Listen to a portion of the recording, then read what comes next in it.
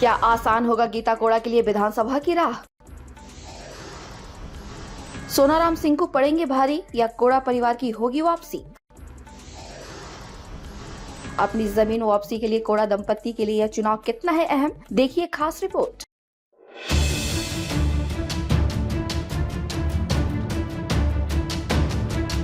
झारखंड विधानसभा चुनाव 2024 को लेकर सियासी बिसात बिछ चुकी है। एनडीए और इंडिया गठबंधन ने लगभग प्रत्याशियों के टिकट फाइनल कर दिए हैं। टिकट पाने वाले उम्मीदवार नामांकन की तैयारी में जुटे हैं। जिनकी टिकट काटी गई वे बगावत का रुख अख्तियार कर दूसरे दल से टिकट की जुगत भिड़ाने में जुटे हैं। आज हम बात करते हैं कोल्हान के एक ऐसे सीट की जिसकी चर्चा सुर्खियों में है, जहाँ एक बड़े सियासी खानदान की प्रतिष्ठा दांव पर लगी है। हम बात कर रहे हैं जगन्नाथपुर विधानसभा की। सिंहभूम संसदीय क्षेत्र के अंतर्गत पड़ने वाले जगन्नाथपुर विधानसभा सीट पूर्व मुख्यमंत्री मधु कोड़ा की पारंपरिक सीट रही है। इस सीट के लिए यह मायने नहीं रखता कि कोड़ा दंपत्ति किस पार्टी के टिकट से चुनाव लड़ रहे हैं। जहां कोड़ा दंपत्ति खड़ा हो गया, वहीं से जीत का सिलसिला शुरू हो गया। मगर इन दोनों कोड़ा दंपत्ति के सितारे गर्दिश में चल रहे हैं। दुनिया की सबसे बड़ी राजनीतिक पार्टी भारतीय जनता पार्टी में शामिल होने के बाद भी सिंहभूम संसदीय सीट से गीता कोड़ा चुनाव हार गयी। अब जगन्नाथपुर विधानसभा से भाजपा ने उन्हें टिकट थमाया है, मगर जगन्नाथपुर विधानसभा को बचाना उनके लिए आसान नजर नहीं आ रहा है। मालूम हो कि 2019 के लोकसभा चुनाव में झारखंड से कांग्रेस को एकमात्र सीट सिंहभूम सीट में जीत मिली थी। यहां से गीता कोड़ा ने प्रचंड मोदी लहर के बाद भी जीत हासिल की थी।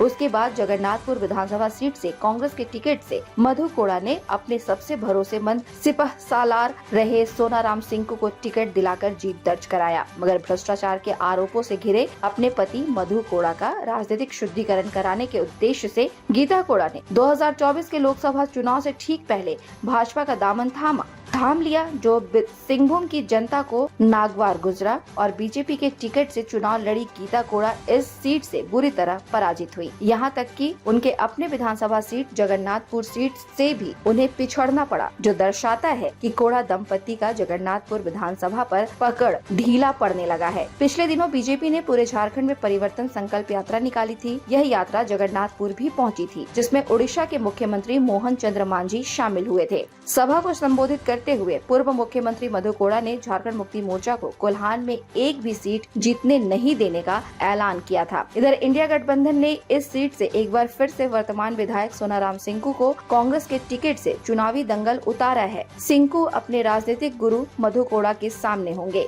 बता दें कि जब कोड़ा दंपत्ति ने भाजपा ज्वाइन किया, तब सोनाराम सिंह ने कांग्रेस का दामन नहीं छोड़ा। अब देखना यह दिलचस्प होगा कि क्या कोड़ा दंपत्ति अपनी जमीन बचा पाते हैं या चेला गुरु पर भारी पड़ेगा। आपको बता दें कि हाल ही में संपन्न हुए लोकसभा चुनाव में सोनाराम सिंह के प्रभाव की वजह से ही गीता कोड़ा जगन्नाथपुर विधानसभा सीट से भी पिछड़ गई थी।